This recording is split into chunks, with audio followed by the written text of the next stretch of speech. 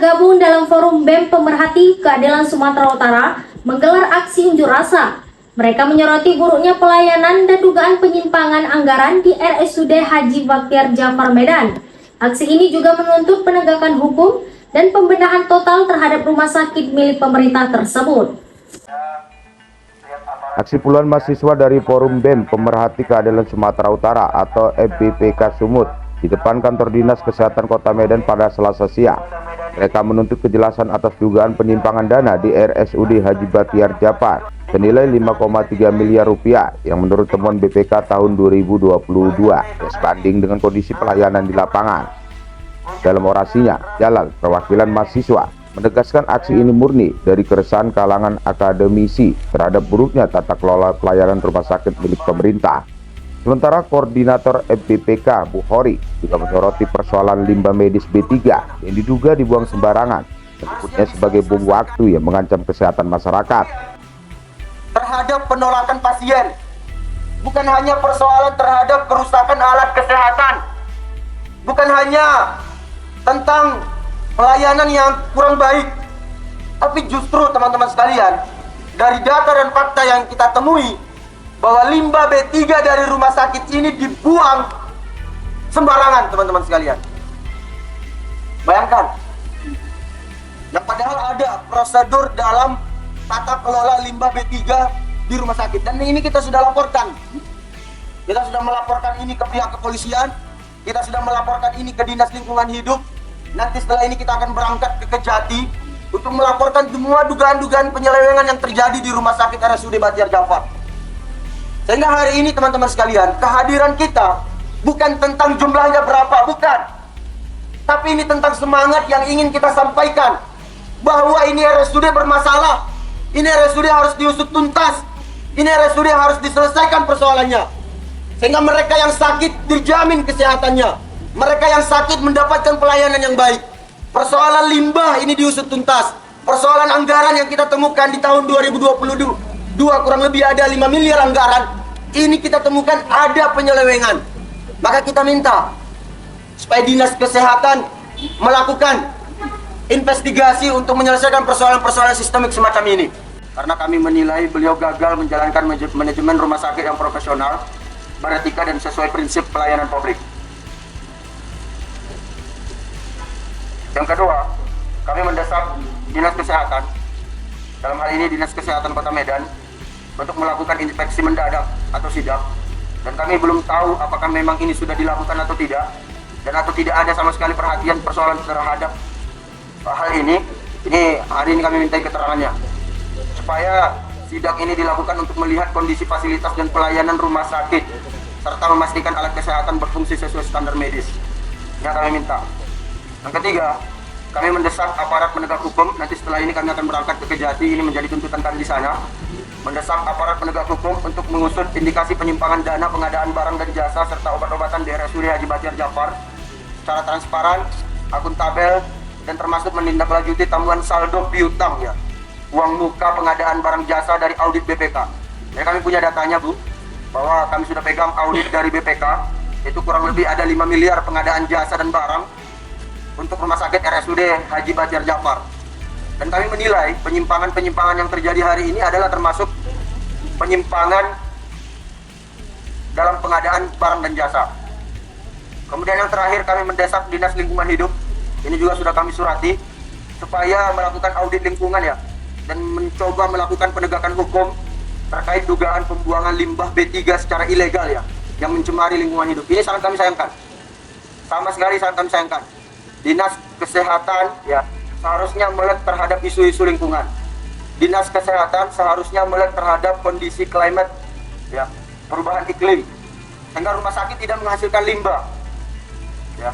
Tapi rumah sakit juga harusnya punya prosedur dalam penanganan limbah, dan kami pahami ini bahwasanya ada prosedurnya. Kami sampai hari ini rumah sakit Haji Baktiar Djafar RSUD Medan Lamongan ini tidak tertangani dalam urusan yang seperti ini. Begitu juga salah satu orator aksi Arya menyampaikan bahwa keterlibatan Ombudsman RI dalam kasus ini menunjukkan adanya persoalan serius dan sistemik di RSUD Haji Baktiar Djafar. Ia menyebutkan banyaknya laporan masyarakat yang diterima sebagai sinyal kuat bahwa rumah sakit tersebut mengalami krisis dalam tata kelola dan pelayanan. Melakukan kegiatan di Rumah Sakit RSUD Baktiar Jafar sendiri gitu. Apakah sebelumnya tidak ada gitu langkah tegas sehingga mengapa pihak Ombudsman ini sendiri sampai bisa melakukan atau membuat suatu program atau kegiatan di Rumah Sakit Umum Daerah Baktiar Jafar sendiri, Pak?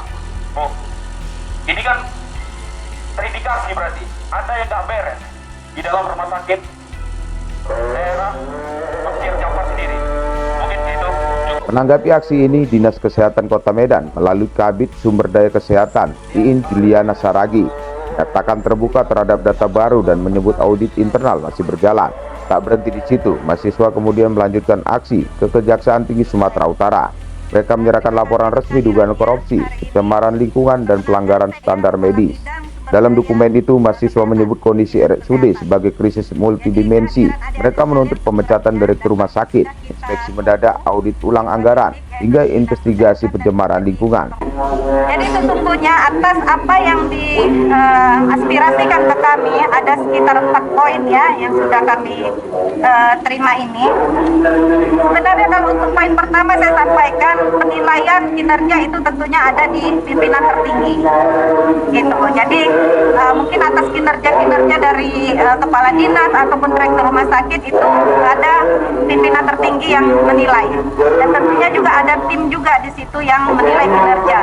Jadi kita tidak bisa serta-merta untuk kewenangan menyatakan kinerjanya baik atau buruk dari sisi penilaian ya. Mungkin kalau adik-adik semua melihatnya dari kasat mata barangkali.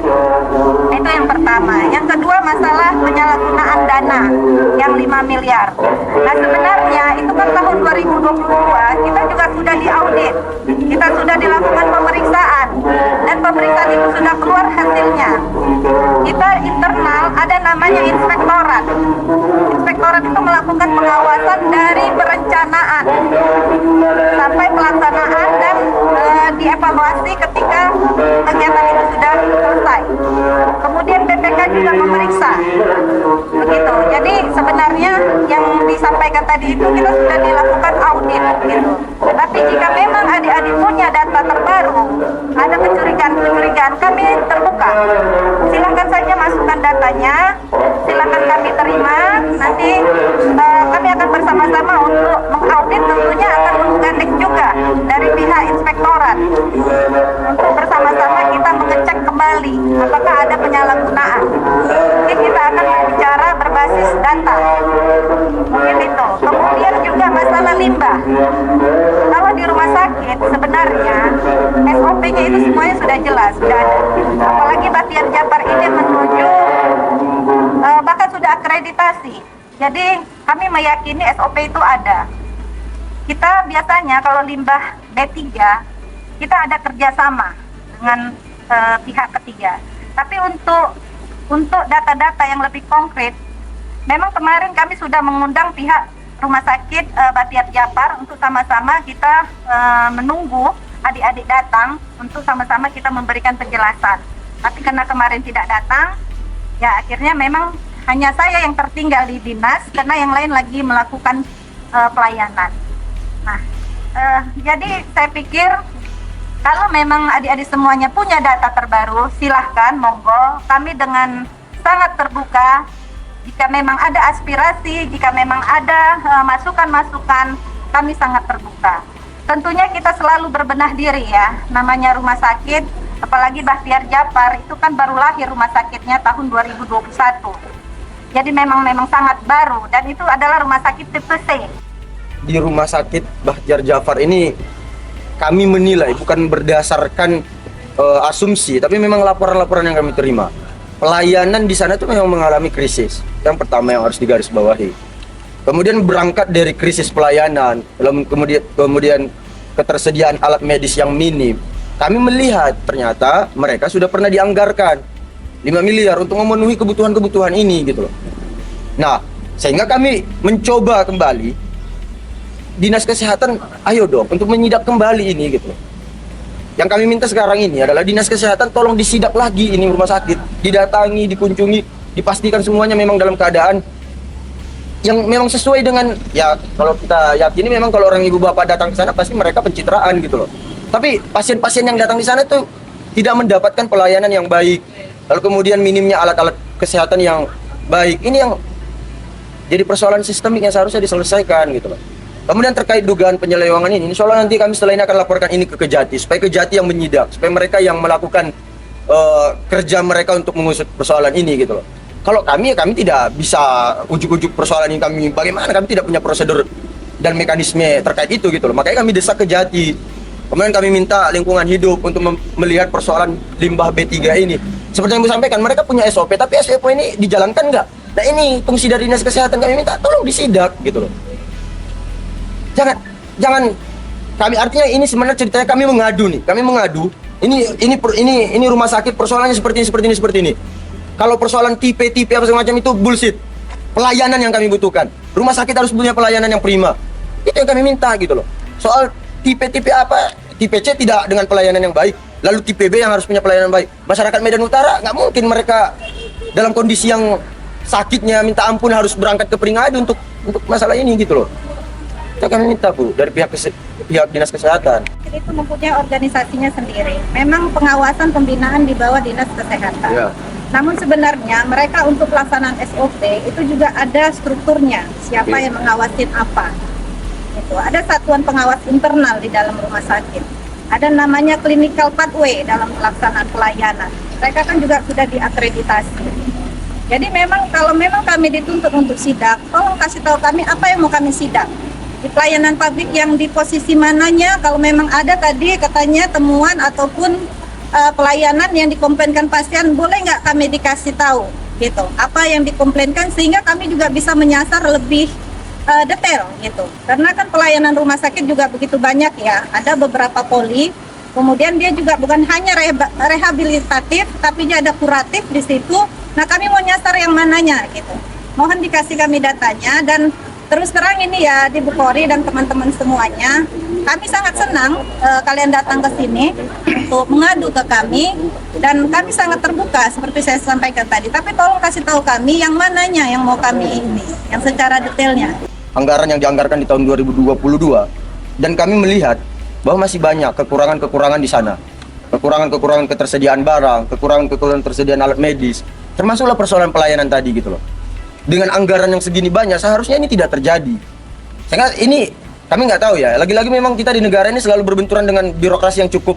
Seperti yang Ibu sampaikan tadi, selalu benturan kita adalah birokrasi. Benturan kita selalu mekanisme birokrasi yang selalu memperkeruh dan mempersulit. Yang seharusnya ini adalah kerjanya Dinas Kesehatan. Atau jadi rumah sakit ini tidak ditanggung jawabi begitu saja. Ini ada gitu loh. Ada total 5 miliar, itu dirincikan dalam 11 poin, Bu. Yang pertama, volume pekerjaan LHP BPK ya, kegiatan jalan tahunan. Kemudian yang kedua, pengembalian kekurangan volume pekerjaan. Ketiga, belanja alat dapur. Keempat, belanja peralatan komputer. Kelima, belanja alat tulis. Keenam, AC sentral. 7, jaringan listrik. 8, review desain master plan drainase. Kemudian ke-9, jasa konsultasi survei kondisi jalan dan inventarisasi. 10, belanja bahan-bahan bangunan dan konstruksisasi. Iya, nanti aja Pak ya, karena kan Pak. Enggak, tadi kan ada ini Bu. saja, sedikit aja itu. Ya Bu, tadi kan Ibu ada penyampaian tadi ya tentang udah diperiksa sama inspektorat dugaan penyelewengan dana 5 miliar tadi ya. Ah Bu, sejauh ini seperti apa nih Bu hasilnya? Pak, mohon izin, saya kan memang karena kebetulan ini ada pelayanan di Medan Belawan, jadi sebenarnya tidak ada yang mengakomodir mereka untuk menerima gitu. Makanya saya sebagai tuan rumah mencoba menerima. Tapi aspirasinya nanti akan saya sampaikan ke kita. Untuk klarifikasi lebih lanjut barangkali nanti setelah saya laporkan dulu dengan pimpinan ya Pak ya. Oh berarti tadi penyampaian Ibu tuh belum ini ya, belum final ya? Bahasanya tadi kan ada... Biar nanti saya koordinasi dulu, karena sebenarnya secara SOP kan memang kita setiap tahun itu pasti kan ada audit internal dari inspektorat. PPK juga kan masuk setiap tahun kan memang ada. Ya, tadi Bu ada penyebutan tentang orang Ibu kan meminta di sisi pelayanan. Apa saja sih masyarakat yang mengeluh? Sejauh ini kan Dinas Kesehatan ini kan sebagai pengawasan ini terhadap pelayanan-pelayanan dari RS yang di Bandungan dari apa nih? Supaya orang Dinas Kesehatan ini mengetahui tentang keluhan-keluhan masyarakat tentang rumah sakit yang di Bandungan Dinas Kesehatan. Apa yang kira-kira sudah dilakukan Bu dari Dinas Kesehatan ini supaya mengetahui nih gitu. Silakan saja Pak sampaikan keluhannya jika memang ada masyarakat yang membutuhkan pelayanan kita atau mengeluhkan pelayanan kita, ya silakan saja, kita nanti akan cek ya, kita akan lakukan nanti pengawasan kembali ke rumah sakit ya, rumah sakit. Ya, ini kan masyarakat Kota Medan kan wilayahnya luas. Apa mereka kemari langsung untuk keluhan-keluhan itu atau ada portal web atau gimana tuh Bu? Ada Pak, silakan aja, di Pemko Medan kan sudah ada portal untuk lapor. Lapor terkait semua? Iya. Bukan di Dinas Kesehatan aja berarti? Iya, semua ada. Jadi Iya. sudah difasilitasi dari pemerintah Kota Medan untuk laporan-lapor itu. Sejauh ini Bu untuk promosi penyampaian itu gimana orang Ibu? Langkah-langkahnya Sudah ada di tuh? website Pak. Langkah-langkah supaya masyarakat mengetahui itu gimana tuh? Sudah, kita selalu ini ya, di daerah kan, di lingkungan ataupun kelurahan kan sudah ada puskesmas kita. UPT kita kan sudah satu puskesmas. Berapa persen masyarakat yang udah mengetahui Bu untuk Pak, mohon izin, saya tidak punya data segala macam. Oh, iya. Saya nggak tahu Bapak memasukkan di koran atau di media seperti apa. Jadi barangkali ini kan saya hanya mewakili ya. Oh ya. Gitu. Karena kan nggak mungkin adik-adik udah datang, kemudian kita tidak terima. Saya juga dadakan karena tadi Pak Alek yang nelpon saya gitu, mohon diterima gitu. Jadi Iya. barangkali untuk Bapak konfirmasi lebih lanjut, dan nanti setelah saya lapor ke pimpinan seperti apa gitu. Ini artinya kan saya cuma menampung.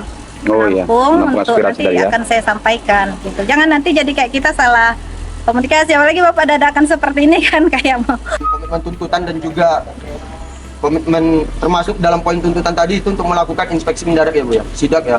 Dengan nanti melalui koordinator aksi nanti kami akan segera follow up apa hasil dari sidak yang dilakukan oleh pihak Dinas Kesehatan. Ya.